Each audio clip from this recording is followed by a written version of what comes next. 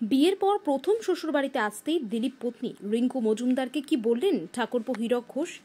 বিয়ের পর এই প্রথম ঝাড়গ্রাম জেলার গোপীবল্লভপুর 2 নম্বর কুলিয়ানা গ্রামে শ্বশুরবাড়িতে এলেন দিলীপ ঘোষের স্ত্রী রিঙ্কু মজুমদার। এক প্রশ্নের উত্তরে তিনি বলেন দিলীপ ঘোষ তৃণমূলে যাচ্ছেন না। সোমবার সন্ধ্যায় পরিবারের সদস্যদের সঙ্গে জমিয়ে আড্ডা দিতে দেখা গেল ঘোষ পরিবারের নববধূকে। সেই সঙ্গে দিলীপ ঘোষের তৃণমূলে যাওয়া প্রসঙ্গে স্ত্রী রিঙ্কু মজুমদার জানান তার স্বামী দিলীপ ঘোষ তৃণমূলে যাচ্ছেন না। পরিবারের প্রায় সকলকে পেয়ে উচ্ছ্বাসে মেতে ওঠেন রিঙ্কু দেবী। প্রথমবার দিলীপদার বাড়িতে এলেন, কেমন লাগছে? খুব ভালো লাগছে। আপনি তো শহরের সব কিছু, এখানে তো গ্রামীণ পরিবেশ, এই পরিবেশটাকে কেমন লাগছে বা মানিয়ে নিতে কীরকম? আমি নেচার লাভার, আমি ভীষণ ডাউন টু আর্থ।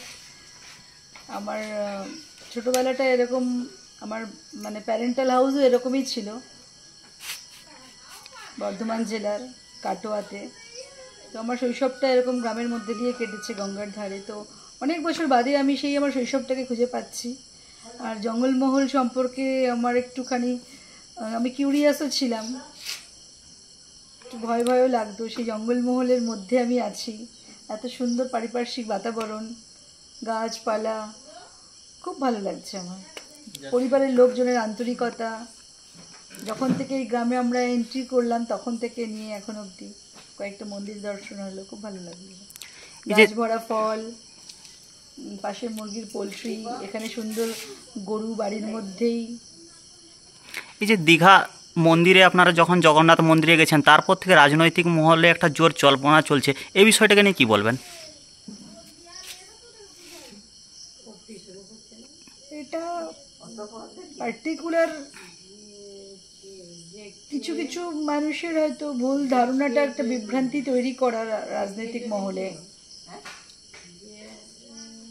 কিছু ব্যক্তির আমি জানি না, তো কারো কিছু ব্যক্তিগত হয়তো ইন্টেনশন আছে, ওনাকে কেউ হয়তো জেলাস করেন, তাই হয়তো এভাবে একটুখানি ব্যাপারটাকে। আগামীকাল বঙ্গ বিজেপির যে বৈঠক, সেখানেই দিলীপ দাকে ডাকা হয়নি, এমনটাই কিন্তু সব জায়গায় জানা যাচ্ছে, এই বিষয়টাকে নিয়ে কী বলবেন? উনি তো এখন কোনো পোর্টফোলিও হোল্ড করছেন না পার্টির, তো কখনো কখনো ডাকেন, তো তখন তো জানতো উনি। যেমন এই অ্যাক্টিভ মেম্বারশিপ ক্যাম্পেইনের জন্য ওনাকে বলেছিলেন, তো উনি গেছেন অনেক জায়গায়, ক্যাম্পেইন করেছেন, কাজ করেছেন। শেষ প্রশ্ন, দিলীপ দা কি তৃণমূলে যাচ্ছেন, যেটা রাজনৈতিক মহলে এই মুহূর্তে চর্চার বিষয় হয়ে দাঁড়িয়েছেন? কোনো দিনই না, এটা কোনো দিনও সম্ভব না।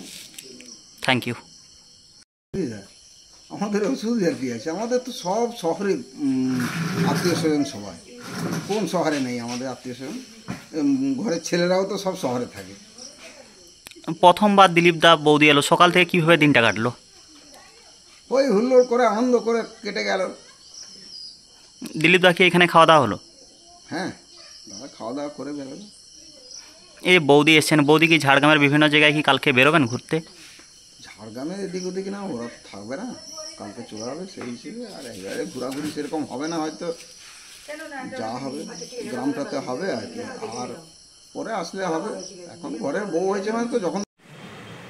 ব্যুরো রিপোর্ট, উত্তরের প্রহরী।